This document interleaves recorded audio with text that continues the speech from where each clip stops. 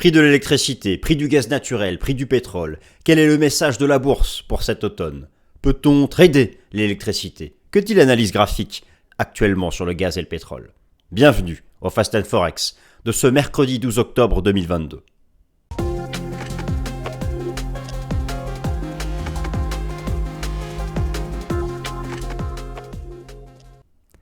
Bienvenue chers amis, je suis, comme chaque mercredi, très content de vous retrouver. Dans cette vidéo, vous allez découvrir une mine d'informations. Peut-on trader l'électricité ou accéder au graphique de l'électricité? C'est vrai, a priori, vous n'avez pas trouvé sur votre plateforme de trading l'accès à l'électricité. Eh bien pourtant, alors c'est normal, c'est le marché de gros, c'est un marché de professionnels. Mais pourtant, il existe des sites pour suivre graphiquement le prix de l'électricité. Comment ça marche? Comment les institutionnels fonctionnent dessus? L'impact sur les particuliers? L'impact sur les entreprises? On va faire un gros topo, ce sera la première partie de cette vidéo. La première partie sera aussi bien sûr un rappel, un bilan, un état des lieux du prix des matières premières, alors que l'automne a commencé. Pétrole, gaz naturel, idem. On va rappeler où est-ce que c'est coté, où en est l'analyse technique, alors que le prix de l'énergie a baissé depuis le début de l'été, mais qu'il rebondit en ce début d'automne. Voilà ce dont donc, nous allons parler. Alors on va faire ça en trois parties. Et je vais commencer par l'électricité car c'est ce qui interpelle le plus par la difficulté d'accéder à l'information. Et pourtant ça nous impacte. Alors en France il y a le bouclier tarifaire pour les particuliers. Mais pour les entreprises il n'y a pas le bouclier tarifaire. Vous avez vu récemment dans les médias l'exemple des boulangeries avec des factures d'électricité entre x5 et x10 depuis un an.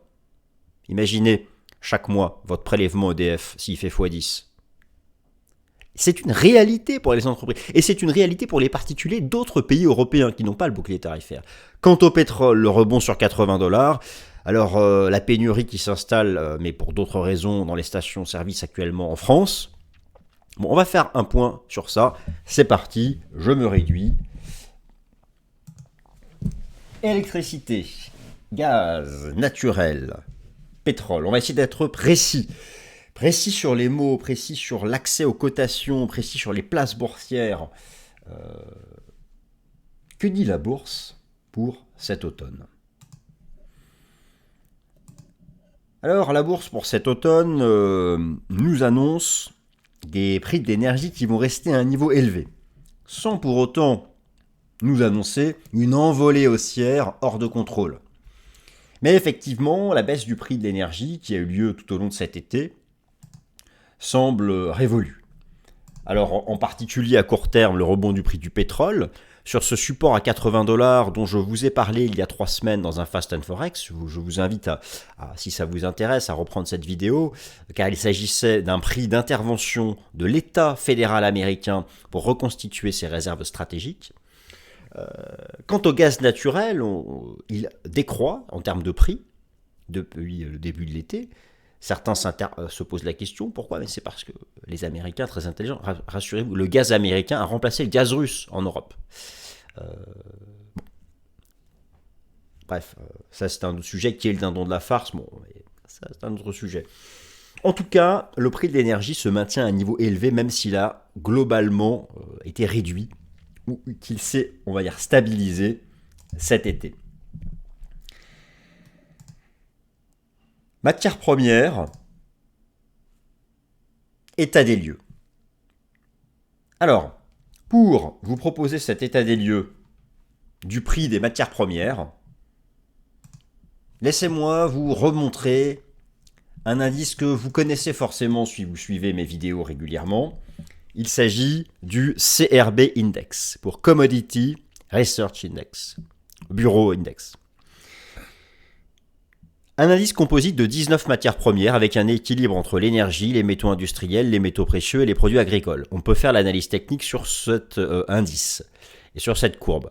Eh bien, après une forte hausse qui a commencé bien avant la guerre en Ukraine, je vous rappelle que la hausse du prix des matières premières, les 3/4 de la hausse du prix des matières premières ont eu lieu avant la guerre en Ukraine. La guerre en Ukraine n'est pas responsable de l'envolée du prix des matières premières, elle est un fait accélérateur de données structurelles liées entre autres à la crise sanitaire. Donc vous avez sous les yeux la représentation, le poids des différentes matières premières dans l'indice que je vais vous montrer tout de suite. Il est donc sous vos yeux. Vous avez à gauche la représentation graphique du CRB Index en données hebdomadaires et à droite en données journalières. Voilà dans quoi nous sommes. Notez bien cette pattern chartiste. Voilà la stabilisation de l'été. Après l'envolée depuis le point bas de la crise sanitaire ici en mars 2020, nous sommes dans une phase de transition latérale. Il ne faut pas en sortir par le haut. Pour moi, pour nous peut-être, pour vous peut-être qui sommes amoureux des graphiques, amoureux entre guillemets, ce type de pattern, si le marché en sort par le haut, c'est la garantie d'un prix de l'énergie très très élevé cet hiver. Mais un triangle symétrique, un triangle chartiste, c'est équiprobable, équiprobabilité entre la résolution haussière et la résolution baissière. On peut en sortir par le bas, je sais pas. Conférence de paix internationale, fin de la guerre. On a encore le droit de rêver, mes amis. Ce n'est pas interdit. Bon, en tout cas, voilà où nous sommes sur le plan chartiste. Le marché est à l'intérieur. Surveillez, s'il vous plaît, cette pattern. L'état des lieux, c'est aussi la performance du prix de l'énergie depuis le début de l'année. Je suis ici sur TradingView. Vous avez un graphique qui expose la performance du prix de l'énergie, gaz naturel, Brent et pétrole brut américain depuis le début de l'année. Et en year to date. Et donc voilà, le gaz naturel est quand même en hausse de 80% depuis le début de l'année, les pétroles de 20%, mais vous voyez ici la baisse depuis le début de l'été et le rebond du pétrole à court terme. Alors maintenant, qu'en est-il ? Bourse et électricité. Il faut absolument que je vous parle de l'électricité parce que tout le monde s'interroge. Beaucoup se demandent où est-ce qu'on accède. On ne peut pas trader l'électricité. Je vous le dis tout de suite, les particuliers ne peuvent pas trader l'électricité. Mais on peut accéder à des graphiques, même si c'est difficile à trouver. Pour ça, il faut connaître les places boursières des professionnels qui interviennent sur l'électricité. J'ai rassemblé les infos dans un slide. Et on va notamment regarder l'IPEX Spot, une des places boursières majeures, où on peut accéder à un certain historique, on peut voir des tendances. Je n'irai pas jusqu'à faire du chartisme sur le prix de l'électricité. Et d'ailleurs, est-ce que vous savez comment est-ce qu'on exprime le prix de l'électricité ? Bon, on exprime en euros par mégawatt. Voilà. Et donc, on peut regarder ça. En Europe, le marché de l'électricité est interconnecté. Le prix au mégawatt dépend des pays, mais à peu près la tendance est la même. Il peut y avoir des choses un peu différentes, par exemple pour l'Espagne. Mais globalement, la tendance est la même. Entre 2022 et 2019, on fait x5. Vous allez voir où est-ce qu'on en est graphiquement. Ça a tendance à rebaisser récemment. Pourquoi ça n'a pas fait x5 sur votre facture d'électricité ? Parce qu'en France, il y a le bouclier tarifaire pour les particuliers. C'est l'État qui compense, le prix est réglementé. Par contre, les entreprises, elles payent plein pot, x5, x10, et elles encaissent, et c'est dur pour elles. Alors, comment accéder à toutes ces infos ? Bourse et électricité. Alors, le trading pour les particuliers, effectivement, n'est pas possible. Les bourses de l'électricité pour le marché de gros en France. Alors, je vous rappelle que le réseau de transport européen d'électricité est interconnecté. On exprime le prix de l'électricité en euros par mégawatt. Il y a deux bourses principales qui opèrent sur le marché de l'électricité. Et moi, je vais vous en montrer une en direct. Apex Spot et Nord Pool Spot. Le prix spot s'applique pour le prix du lendemain. Le trading pour les particuliers est impossible. Alors, où trouver la représentation graphique ? Vous l'avez sous les yeux, cette représentation graphique. Là, vous avez un tableau avec le prix du mégawatt hier. Donc, vous voyez qu'en France, on est par exemple actuellement à 200 € le mégawatt. Et là, vous avez la représentation graphique du prix du mégawatt en France depuis un an. Regardez un peu cet été, le pic qu'il y a eu à 800 € le mégawatt. Et on a tendance à retomber, on revient sur une sorte de support autour des 180 €, 200 € le mégawatt. Donc retenez ça, vous ne pourrez pas trader l'électricité. Par contre, ça impacte les entreprises, donc ça impacte globalement derrière les actifs risqués en bourse. Il faut donc suivre ça ou accéder à l'info. Je vous montre deux sites. Un site de RTE France et en direct la place de cotation Apex Spot qui est réservée aux professionnels, mais qui rend public ces différentes informations. Alors, tout d'abord, le site de RTE France qui vous permet de comparer pour tous les pays en Europe. Ici, j'ai fait une comparaison entre le prix du mégawatt, vous l'avez en temps réel, au mercredi 12 octobre 2022, comparé au samedi 12 octobre 2019, par exemple. Actuellement, en France, le prix spot, c'est 236,57 € par mégawatt. À la même période, il y a 3 ans, c'était 40 euros par mégawatt. Normalement, sans le bouclier tarifaire de l'État, votre facture d'électricité, là, elle faisait x7. Je vous invite à prendre votre dernière facture reçue par EDF, si c'est EDF, faites x7. C'est une réalité pour les entreprises. Et dans certains pays européens, c'est déjà la réalité. En Espagne, par exemple. En Espagne. Donc, il y a un vrai impact. C'est pas virtuel. Il faut bien comprendre ça. Nous sommes sauvés en France par le bouclier tarifaire. Mais c'est pour les particuliers. Donc ça, c'est un premier site. Maintenant, je vous montre en direct la place de cotation Apex Spot avec la possibilité d'accéder au marché de l'électricité de beaucoup de pays, Deutschland, DE, vous avez tous les pays qui sont là, la Belgique, la Suisse, etc., la Hollande. J'ai pris la France, le graphe est sur un an. Alors, on ne va pas exagérer, même si je suis un jusque-boutiste chartiste, on ne va pas faire l'analyse technique sur le prix du mégawatt, mais on peut quand même voir des zones de support. Et là, on est revenu sur plutôt une partie basse. Est-ce que ça va rebondir sur 180 euros, 200 euros le mégawatt? On verra. En tout cas, voilà ce que vous devez retenir sur ce sujet. Alors, bourse et prix du gaz. Alors là, de quoi parlons-nous? Nous parlons du gaz naturel. Vous avez 2 places de cotation. Celle la plus connue, le NYMEX, le New York Mercantile Exchange. Et en particulier chez la plupart des brokers, vous allez retrouver un gaz naturel qui se base sur les échanges qui ont donc lieu au NYMEX. Et vous avez la cotation à l'IPE, l'International Petroleum Exchange. Le trading du gaz naturel est ouvert aux particuliers à travers différents produits selon les brokers. L'analyse technique se pratique archi bien sur le prix du gaz naturel. Certains peuvent se demander, alors il y a eu une forte hausse du prix du gaz naturel avec le déclenchement de la guerre en Ukraine, on va regarder le graphique. Depuis c'est retombé.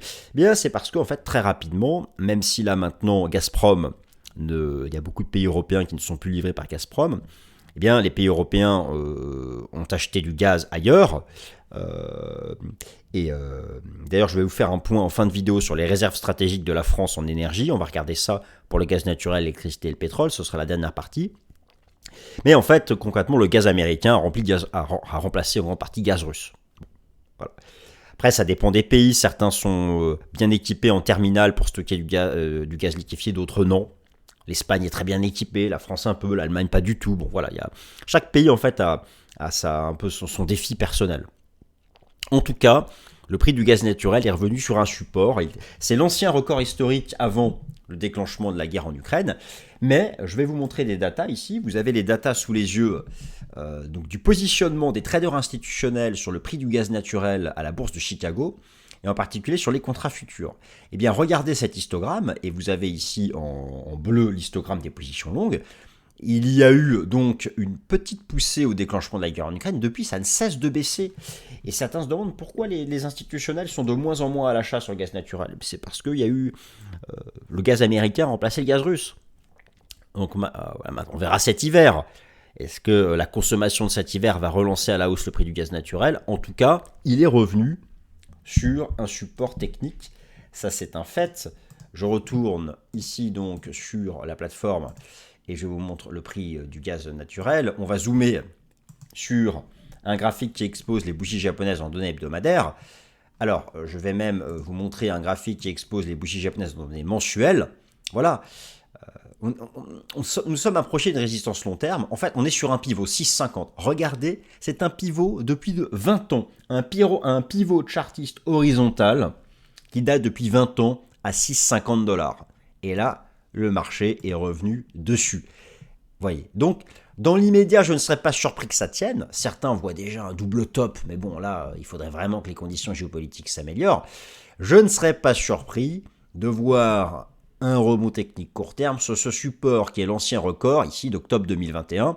Et donc là, vous avez, eh bien, voilà, regardez, la cassure technique haussière de la guerre en Ukraine, février-mars 2022. Donc à ce niveau-là, les choses se tiennent. Alors, en journalier, il y a au-dessus de la tête cette structure en épaule tête épaule qui a produit son effet. La cible théorique est un peu plus basse, mais vous retrouvez ici le niveau des 6,50. Donc, la frontière technique pour la tendance haussière baissière à court terme, c'est le niveau des 6,50. C'est ça que vous devez retenir.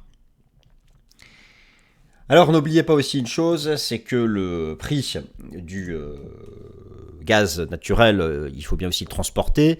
Donc il y a bien sûr le prix brut de la matière première, il y a le coût du transport. Et là, en général, c'est beaucoup le prix du pétrole qui va impacter ce coût du transport. Surtout pour, imaginons un pays qui se faisait alimenter par des gazoducs en provenance de Russie qui ne fonctionnent plus. Bon, l'Allemagne, forcément, ça lui fait un coût additionnel. Et là, il va falloir se tourner du côté du prix du pétrole. Alors ce prix du pétrole, je vous ai proposé il y a 3 semaines une vidéo mettant en avant le support technique des $80. Au-delà d'un chiffre rond, c'était un niveau en dessous duquel l'État fédéral américain a annoncé pour cet automne et cet hiver vouloir acheter pour reconstituer ses réserves stratégiques. Il y a effectivement eu un beau rebond, très bien. Maintenant, en gros, c'est neutre entre $80 et $95. Et il va falloir qu'on sorte de cette zone pour vraiment récupérer une bonne tendance.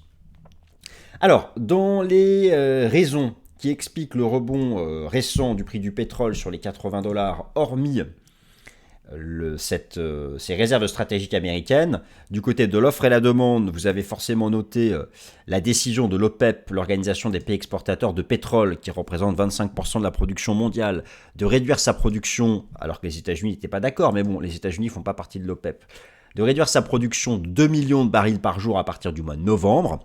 Donc ça a été un facteur de soutien et de rebond, c'était attendu. Maintenant, le rebond du prix du pétrole sur le support à $80 est-il le signal technique d'une vraie relance de la tendance haussière ? Moi je dis prudence, je pense que c'est beaucoup plus neutre que ce qu'on peut l'envisager. Je vais zoomer ici sur un graphique en données hebdomadaires. Alors oui, on a rebondi sur cette zone. Oui, voilà, effectivement, le niveau, écoutez, voyez, le niveau des $80, voilà son impact, hein, donc c'était une opportunité. Maintenant, on revient sous résistance, allez, 93 en mèche, 98 en cours de clôture. Moi, je pense qu'on va latéraliser ici. Il ne faut plus s'attendre à quelque chose d'hyper tendanciel sur le prix du pétrole, sauf nouvelle géopolitique incroyable. Là, vous êtes en données journalières, on a toujours le death cross au-dessus de notre tête. Vous retrouvez cette résistance à 93,50, la zone de support des 80. Bon, je vous remontre aussi en données hebdomadaires, si j'ajoute le système Ishimoku. Vous voyez, un peu, vous avez le nuage ici. Donc, c'est vraiment très neutre désormais entre 80 et 95 pour le prix du pétrole. Et cela pourrait le rester un certain temps.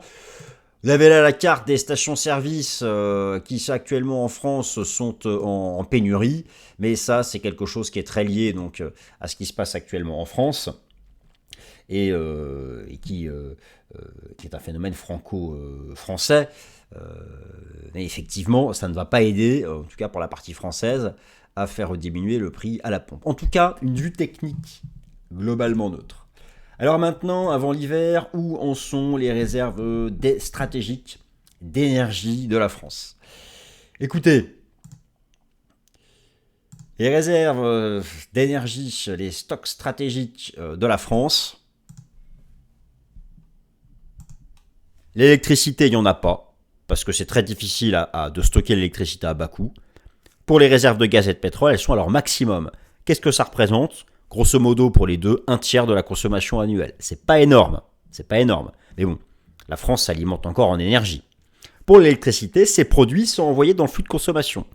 C'est plus challenging, sachant qu'on sait que la moitié des centrales nucléaires sont actuellement en maintenance. Il y a un challenge. Cet hiver, une incertitude du côté de l'électricité. Donc pour le pétrole, la France dispose de 18 millions de tonnes de pétrole. C'est réparti sur un certain nombre de sites. 3 mois de réserve. Pour le gaz naturel, ils sont remplis à 100% depuis début octobre et ça représente environ 30% de la consommation annuelle du pays. Pour l'électricité, je vais vous l'expliquer, il n'y a pas de stockage stratégique.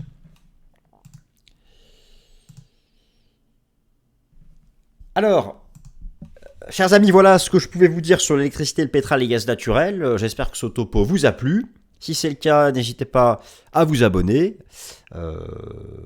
et à liker ce Fast and Forex. Et puis, voilà. Bonne semaine à toutes et à tous et à mercredi prochain pour le prochain Fast and Forex. Prenez soin de vous.